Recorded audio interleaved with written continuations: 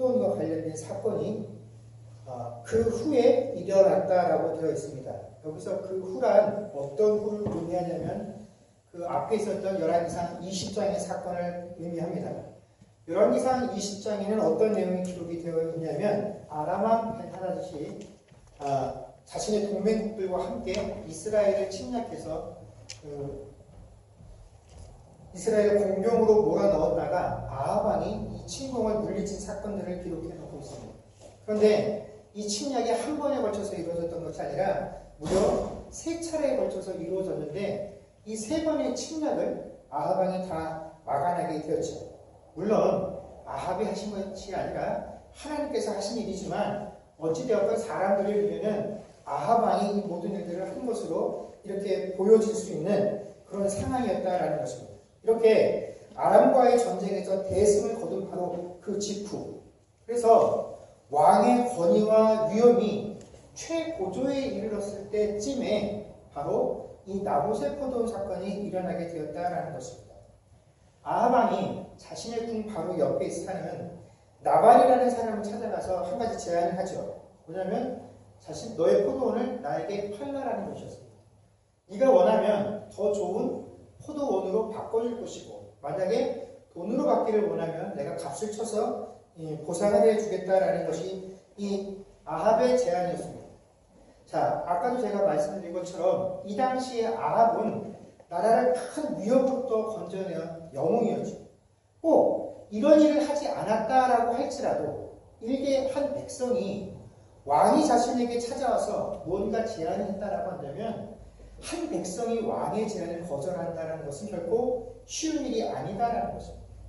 더군다나 아합이 왕의 권위를 내세워서 옥심을 채우려고 한 것도 아니고 매우 합리적인 제안들을 나봇에게 합니다. 나봇이 아합에게 들었던 이 제안들은 결코 손해보는 것이 아니었다라는 것이죠. 아마 저 같으면 이게 꼭 경제적인 이유가 아니다 하더라도 이럴 때 왕이 부탁을 한번 들어주면 나중에 자신이 아쉬울 때 왕에게 한 번쯤 찾아가서 부탁할 수도 있지 않겠습니까? 그런 좋은 관계를 만들 수 있는 기회였기 때문에 아마 두 눈 딱 감고 이 왕의 제안을 받아들였을 것입니다. 그런데 나봇은 어떻게 된 것인지 이 아합 왕의 제안을 이런 제안에 거절을 합니다. 그 이유를 3절에 그는 이렇게 설명하죠. 내 열조의 유산을 왕에게 주기를 여호와께서 금하셨기 때문에 자신이 이것을 할 수 없다라고 이야기를 합니다. 요즘 말로 하자면 내 손조들에게 물려받은 이 포도원을 내가 왕에게 팔 수 없는데 그 이유가 뭐냐면 하나님께서 내가 왕에게 파는 것을 금하셨기 때문이다라는 것입니다. 자, 나봇이 왕의 제안을 거절한 이유는 단순히 한 번쯤 이 제안을 거절함으로써 가치를 높이려는 것이 아니라 이 흥정은 자신에게 더 유익하게 하려는 것이 아니라 무엇 때문입니까? 하나님이 주신 법을 지키기 위해서 내가 이 제안을 받을 수 없다라는 것이었습니다. 여러분, 이스라엘 사람들에게 있어서 땅이라는 것은 굉장히 특별한 의미가 있습니다. 하나님께서 아브라함을 불러서 그에게 하신 약속의 첫 번째가 뭐냐면 그에게 뭘 주겠다고 약속하십니까? 땅을 주겠다라고 약속을 하신 것입니다. 내가 너에게 지시할 땅으로 가라는 것이었습니다. 그렇기 때문에 이 이스라엘 백성들에게 있어서 땅은 하나님의 그 약속, 첫 번째 약속을 보여주는 것이기 때문에 굉장히 중요한 내용들을 담고 있다는 것이죠. 그리고 바로 그 땅이 어떤 땅이냐면 지금 그들이 농사를 지으며 살고 있는 그 가나안 지역이었다라는 것입니다. 400년 동안 그들이 애굽에서 종살이를 하고 있을 때 하나님께서 그들을 구원해 내셨습니다. 그러나 하나님께서 애굽 땅에 있었던 이스라엘 백성들을 구원하셨다라는 의미는 단순히 그 애굽 땅에서 억압을 받고 있었던 당신의 백성들을 자유롭게 해주셨다라는 의미로 끝나는 것이 아니라 이 하나님의 구원 사역의 완성은 그 애굽 땅에서 건져내신 이스라엘 백성들을 어디까지 인도하시는 것이 그 구원 사역의 완성이십니까? 가나안 땅에까지 하나님께서 인도하여 들이셔서 그 가나안 땅에서 그들이 살고 그 땅에서 나오는 것들을 누리며 살 수 있게 되어지는 것까지가 하나님께서 애굽에서 종살이하던 이스라엘 백성들을 구원하셨다라는 의미이다라는 것입니다. 그렇기 때문에 이 이스라엘 백성들이 그 가나안 땅에 정착하여 그곳에 살고 있다라는 그 사실 자체가 어떤 것을 보여주냐면 하나님의 신실하심을 드러내는 증거다라는 거죠. 하나님께서는 당신의 자녀들에게 약속을 하시면 그것이 몇백 년이 걸리는 한이 있더라도 그 하신 약속을 절대로 이루어내시는 분이시다라는 것이 이스라엘 백성들이 가지고 있는 그 땅이 보여주는 것이고, 또 그 땅에서 그들이 정착하여 그곳의 모든 소산물들을 누리고 있다라는 것은 내가 하나님께 선택받은 하나님의 자녀다라는 것을 드러내는 증거이기 때문에 이스라엘 백성들에게 있어서 이 땅은 단순히 자신들의 먹고 사는 문제를 해결하는 도구가 아니라 하나님의 신실하심과 내가 하나님의 백성이다라는 것을 증명하는 두 가지 증거가 되기 때문에 굉장히 중요하다라는 거죠. 그래서 가나안 땅을 정복한 후에 하나님께서는 여호수아를 통해 각 지파와 그 지파에 속한 사람들로 땅을 분배해 주셨습니다. 그리고 이 땅을 분배해 주실 때 한 가지 중요한 약속들을 그들에게 하시죠. 뭐냐면 각 집안에게 분배되어진 땅은 그 집계 후손들만이 상속을 할 수 있다는 것입니다. 이스라엘 땅은 그들이 가나안 땅에 들어가서 전쟁을 비록 치르긴 했으나 그 땅은 그들이 노력하고 그들이 피땀 흘린 대가를 얻은 것이 아니라 하나님께서 은혜로 그 조상들에게 약속하신 것을 준 것이었기 때문에 누구도 개인적으로 이 땅이 내 것이다라고 소유권을 주장할 수가 없었다라는 거죠. 그 이스라엘 땅 모든 것의 주인은 누구십니까? 오직 하나님 한 분뿐이시고 그 백성들은 단지 그 땅에 거하는 동안에 뭡니까? 청지기로서 그 땅을 받아서 경작을 하고 있다라는 것입니다. 관리를 하고 있다라는 것입니다. 그래서 이스라엘 백성들은 자기의 필요에 의해서 함부로 땅을 팔거나 살 수 없다라는 것입니다. 혹 피치 못할 사정에 의해서 땅을 팔거나 사게 되었을 경우에도 최대한 그 땅을 누구에게 팔아야 됩니까? 내 친족에게, 가까운 친족에게 팔아서 이 땅이 다른 집파나 다른 족속에게 속한 사람에게 넘어갈 수 없도록 해야 되는 의무가 있었다라는 거죠. 또 이렇게 거래가 이루어진 땅이라고 할지라도 희년이 되어지는 50년이 되면 어떻게 됩니까? 무조건 원주인에게 그 땅을 돌려주어야 합니다.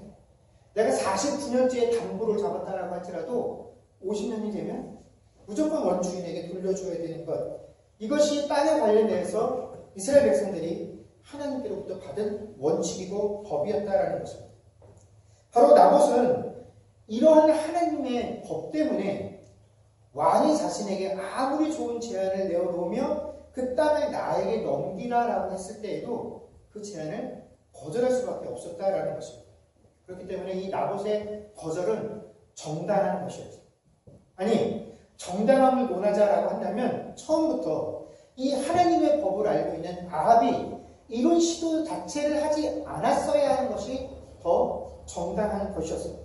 그러므로 나봇의 이 거절은 단순히 왕이 나에게 했었던 그 제안을 거절하는 것이 아니라 그런 차원의 문제가 아니라 하나님께서 나에게 금하셨기 때문에 못하겠습니다라고 하는 그 이유는 지금 왕이 나에게 하고 있는 그 시도 자체가 하나님의 법을 어긴 겁니다. 어떻게 이런 시도를 지금 나에게 하고 있습니까? 라고 그 왕을 책망하는 것이 나봇의 거절의 실체 모습이었다라는 것입니다.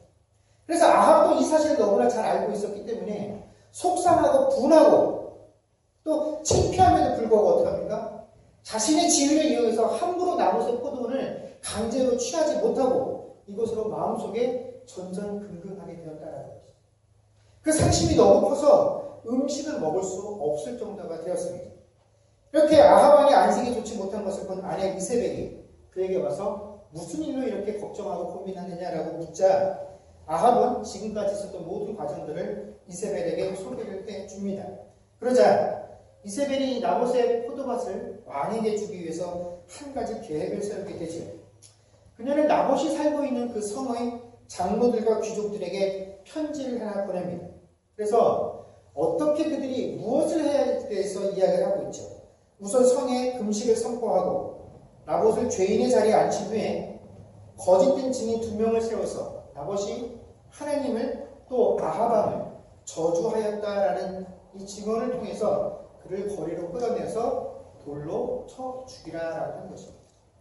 아마 이 편지를 받았던 그 나봇이 살고 있었던 성의 귀족과 장로들은 분명히 무슨 일이 있었는지 알고 있었을 것입니다. 그렇기 때문에 나봇에게 아무런 죄가 없다라는 것을 분명히 알고 있었을 것이죠. 그러나 그들은 어떻게 합니까? 결국 이세벨의 요구를 받아들여서 이 불의한 일에 동참을 하게 됩니다. 여러분, 참 아이러니하게도 나봇은 자신이 하나님께로부터 받은 그 율법을 지키기 위해서, 자신과 똑같이 하나님께로부터 율법을 받은 그 사람들의 거짓 증언에 의해서 하나님의 율법을 어겼다라는 이유로 죽임을 당하게 되었다라는 것입니다. 여러분, 나봇에게 일어난 이 일들을 대하면서 어떤 생각들을 가지게 되십니까?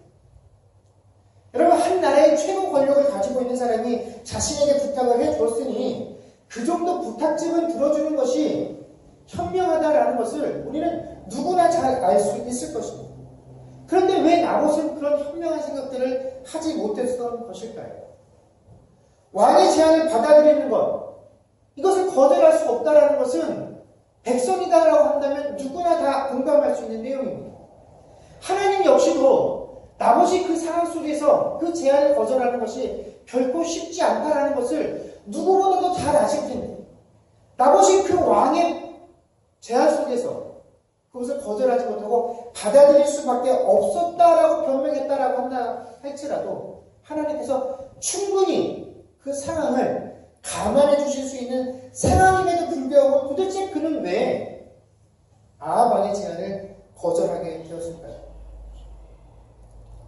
여러분, 어차피 왕이라는 최고 권력을 가지고 있는 사람의 그 제안과 그 사람의 의도에 의해서 희생될 수밖에 없도록 피해자가 될 수밖에 없는 것이 나봇의 위치라는 것을 우리가 너무나 잘 알고 있는데, 무엇보다도 그가 밭을 내주었다라고 한다면 그가 더 부자가 되었을지 안 되었을지, 왕의 환심을 샀을지 안 샀을지는 모르나 최소한 하나님의 백성으로서 율법을 어겼다라는 그런 죄목을 뒤집어쓰고 돌에 맞아 죽는 이런 억울하고 불명예스러운 죽음을 맞이하는 일은 없었을 것이다 라는 것입니다.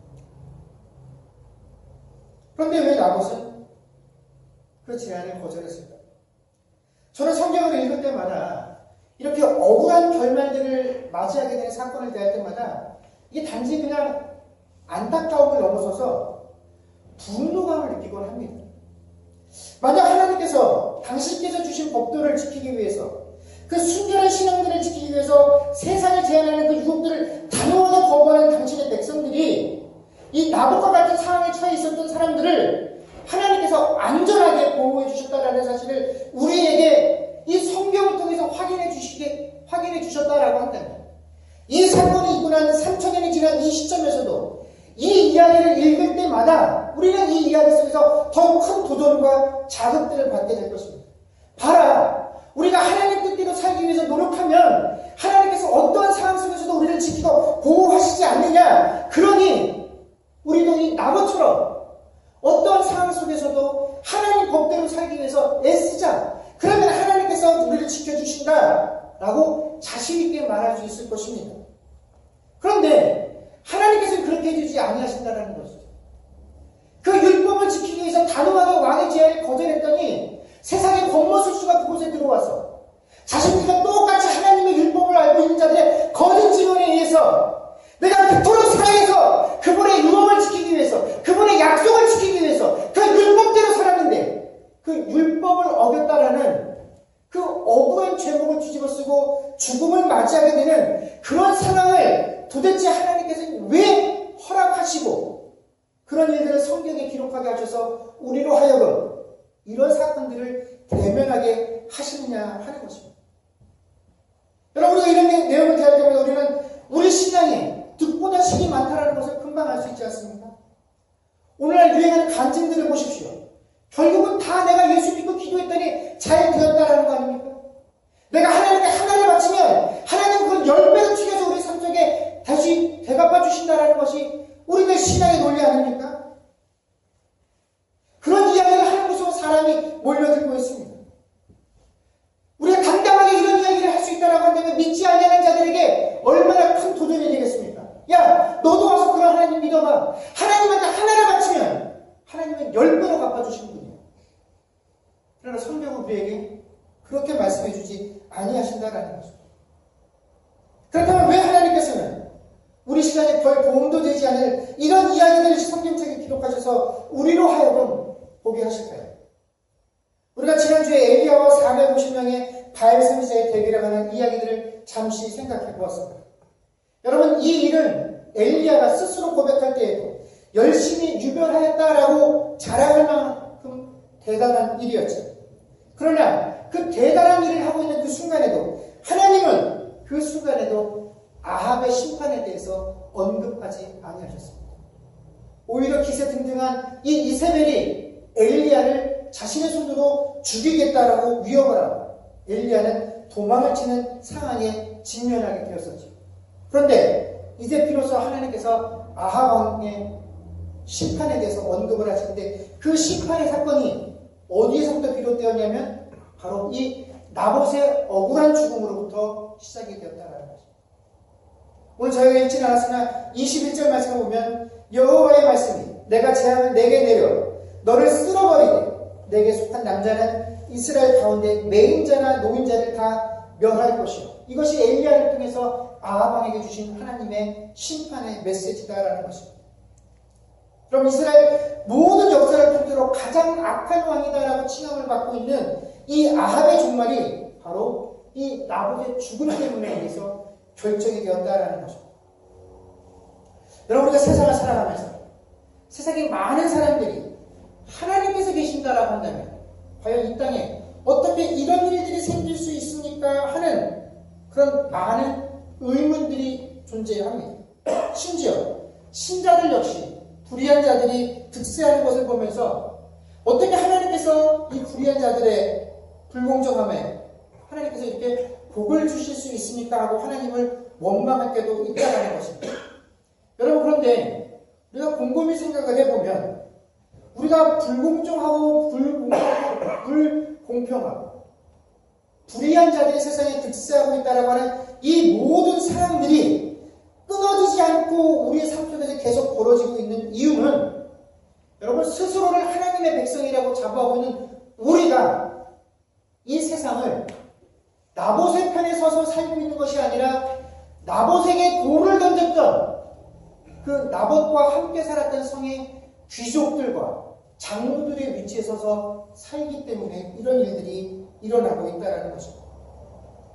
여러분, 이 땅에 얼마나 많은 그리스도인들이 존재합니까? 그들이 얼마나 하나님께 많은 것들을 기도하고 간구합니까? 그러나 그 기도와 간구 가운데 정말 얼마나 이 땅에 하나님의 나라가 임하고 또 하나님의 의가 이 땅 가운데 펼쳐지고 그 과정 가운데 그리스도인 나에게 맡겨진 그 하나님 나라에 관한 유업들이 어떻게 이루어질 것인가에 대한 우리가 얼마나 많은 진지한 고민들을 하면서 이 땅을 살아가고 있습니다. 하나님께서 우리가 무엇을 맡겨주시는가에 대한 진지한 고민도 없이 우리는 나에게 유익이 될 수 있다라고만 한다면 그 세상의 가치들과 하나님께서 내게 맡겨주신 것들을 금방 바꿔버리며 산다라는 것입니다. 여러분, 나봇을 향해 거짓 증언을 한 그 자들이 나와는 아무런 관련이 없는 사람은 아주 흉악무도한 그런 죄인들이다라고 생각되십니까? 절대로 그렇지 않습니다. 그들은 그 성의 귀족이요 장로들이었습니다. 아마 지금까지 수많은 사람들 앞에서 그 긴 시간 동안 자신들이 이루는 업적과 그들의 인품 때문에 칭찬을 받으며 그 업적으로 사람들에게 공로를 인정받으며 젊은 사람들 앞에 서서 그들을 가르치는 자들이 되었을 것입니다. 그들이 무엇을 가르쳐 왔겠습니까? 의롭게 살라고 가르쳤을 것입니다. 거짓되게 행하지 말라고 가르쳤을 것입니다. 하나님의 말씀대로 살자고 가르쳤을 것입니다. 그러나 그렇게 가르친 자들이 정작 그 말씀대로 살아야 될 그 시점에 와서는 어떻게 했습니까? 스스로 그 말씀을 배신하는 삶을 살았다라는 것입니다. 물론 그 순간에 그들 역시 쉽지 않았을 것입니다. 만약 그들이 이 이세벨의 명령을 거절했다라고 한다면 엘리야와 같은 위대한 선지자조차도 단번에 내가 내일 아침까지 너를 죽이겠다라고 나서는 그런 이세벨이 결코 자신들의 생명을 보존해주지 않았을 것이 명약 관화한 일이었을 것입니다. 이렇게 설교하는 저조차도 그런 상황에 처하게 됐을 때 과연 다른 사람 목숨 살려주자고 내 목숨 내놓고 의로운 결정을 할 자신은 없습니다. 그죠? 이런 상황에 처하게 된 우리들이 할 수 있는 일이라고는 이 이세벨의 잔인한 칼바람이 하나님 속히 끝날 수 있기를, 그냥 나봇이라는 사람 한 명으로 피가 끝날 수 있기를, 그 정도로 끝날 수 있기를 그저 하나님께 간구하는 것밖에 할 것이 별로 없을 것입니다. 그 이세벨의 칼날이 나에게 오지 않고 나봇에게로 향한 것에 대해서 하나님께 감사하는 것 외에는 우리는 할 수 있는 것들이 사실 별로 없을 것입니다. 어떻게 보면 나봇을 향해서 거짓 판결을 내려야 하는 우리들 역시도 나봇과 똑같이 피해자일 수밖에 없다라고 스스로를 위로하며 살아갈 것입니다. 그러나 여러분, 우리가 아무리 스스로를 그렇게 위로한다라고 할지라도 여러분, 나봇을 죽인 그 죽음의 책임으로부터 과연 그들이 벗어날 수 있었겠습니까?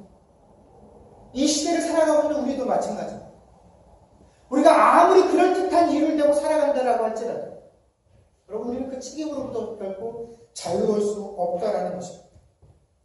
여러분, 이것은 결코 불의에 대해서 기독교인들이 저항을 해야 된다는 그런 문제가 아닙니다.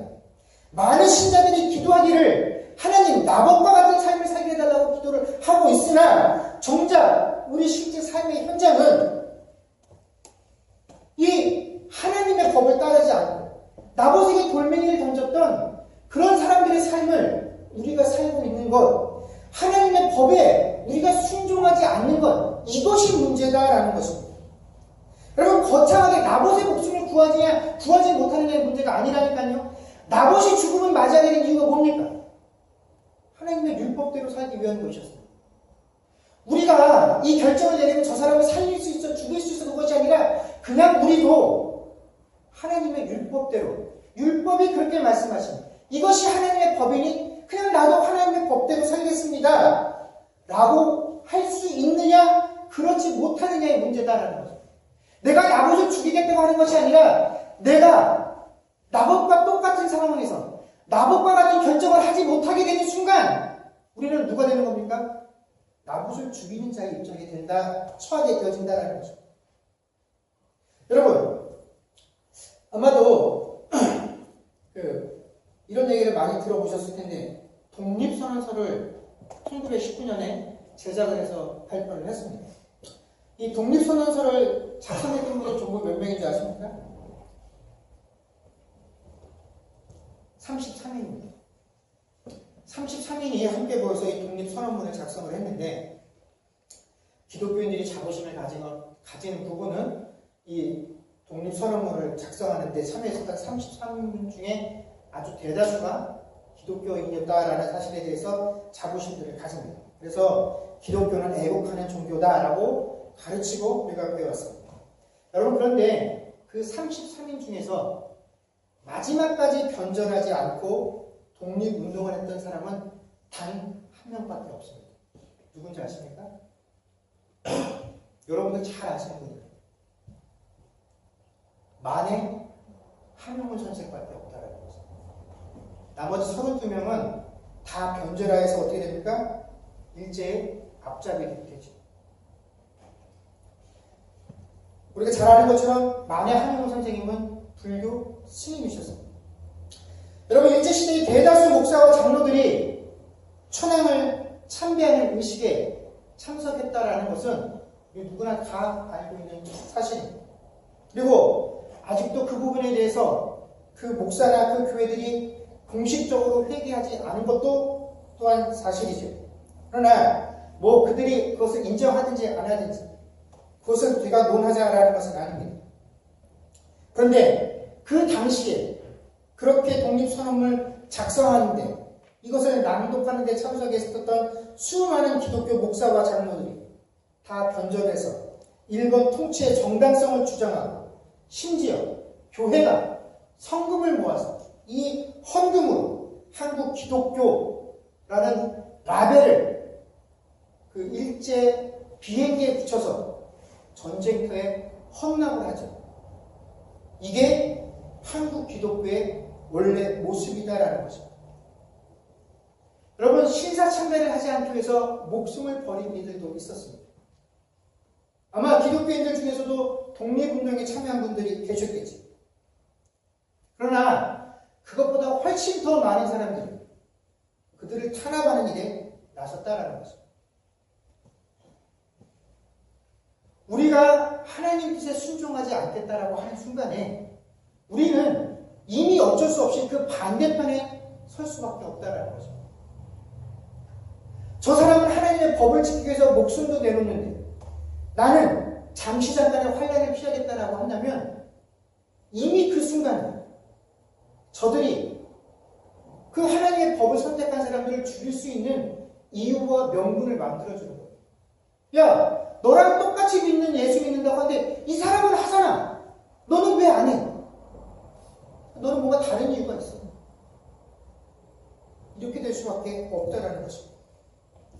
여러분, 나봇에게 있어서 포도원이라는 것은 단지 자신의 생활의 문제를 해결하는 것, 혹은 그 먼 옛날 하나님께서 자신의 조상들에게 해주셨던 그 은혜가 새겨져 있는 일종의 추억의 장소가 아니라 지금 바로 살아서 역사하시는 하나님께서 나에게 은혜를 부어주시고 내가 하나님의 백성이다라는 사실을 눈으로 확인할 수 있는 그 약속의 증거였기 때문에 그는 결코 그 자리를 포기할 수가 없었다라는 것입니다. 그 어떠한 것이 나에게 온다라고 할지라도 그 하나님의 약속과 증거들을 포기할 수 없었기에 자신의 목숨을 내어놓을 수밖에 없었다라는 것입니다. 그는 이 땅에서 하나님의 유업을 받은 자로서의 그 기대와 의무를 가지고 있었기 때문에 하나님의 말씀에 순종할 수밖에 없었다라는 것입니다. 그렇다면 이 시대를 살아가고 있는 우리에게 있어서 주어진 하나님의 유업은 과연 무엇이겠습니까? 하나님께서 우리에게 무엇을 하나님 나라의 유업으로 맡기셨겠느냐는 것입니다. 그리스도인이라는 이름이 바로 하나님께서 우리에게 맡기신 유업이다라는 것입니다. 그런데 그 이름은 우리가 결코 가벼이 대할 수 있는 이름이 아니다라는 것입니다. 이 이름을 우리에게 주시기 위해서 성부 하나님께서 독생자 예수를 이 땅 가운데 보내셨고 그분을 십자가에 못 박혀 피 흘리게 하심으로 그분과 함께 우리를 죄로부터 부활시켜 주셔서 허락하신 이름이 바로 그리스도인이다라는 그 이름입니다. 그런데 그 이름을 가지고 살아가는 우리들이 과연 이 땅을 살아가는 동안에 내가 하나님의 나라를 유업으로 받은 자로서 그것들을 자각하며 이 땅을 살아가고 있느냐는 것입니다. 매 순간순간 하나님께서 나에게 허락하신 이 그리스도인이라는 이름을 대할 때마다 이 그리스도인이라는 이름이 내가 세상의 어느 것과도 바꿀 수 없는 하나님께서 내게 베푸신 은혜의 증거요. 또한 내가 하나님의 자녀 되어진 영원히 불변하는 약속이다라는 것들을 붙잡고 그 유업에 담겨져 있는 약속들을 이루기 위한 그 열심으로 우리가 삶을 감당하고 있느냐 하는 것입니다. 과연 세상의 유혹들과 세상의 제한들이 나에게 들어왔을 때 이것이 내 삶에 유익이 되느냐 하는 것이 아니라 이것을 하나님께서 금하셨느냐 그렇지 아니하느냐가 나의 미래를 정하는 기준이 되어지면 그런 삶을 살고 있느냐 하는 것입니다. 여러분, 하나님께서는 이의 이름을 포기하고 얻은 우리의 명예를 결코 기뻐하지 아니하십니다. 이 이름을 포기하고 얻게 된 그 대가로 세워진 물질, 그 물질들을 가지고 하나님께 바치고 하나님 위해서 헌신했다고 하는 것, 하나님께서 그 속에서 영광 깃대로 받지 아니하신다는 것입니다. 여러분, 우리에게 그리스도인의 그 이름보다 더 아름답고 더 중요한 약속은 없습니다. 우리가 그리스도인이라는 그 사실보다 이 땅을 살아가면서 더 중요한 삶의 근거도 없다는 것입니다. 그 이름에는 하나님의 신실하신 것, 우리를 향한 하나님의 온전한 약속이 담겨 있기 때문에 그렇다는 것입니다. 여러분, 하나님께서 우리가 이 땅을 살아가는 동안 우리에게 유일하게 맡겨주신 그 그리스도인이라는 이름에 합하게 사는 삶, 그 유업들을 포기하지 아니함을 통하여 하나님께 영광을 돌리고 이 땅에서 하나님의 나라를 세우고 넓혀 저와 여러분들이 되어질 수 있기를 주 이름으로 간절히 축원합니다. 아멘. 기도하겠습니다.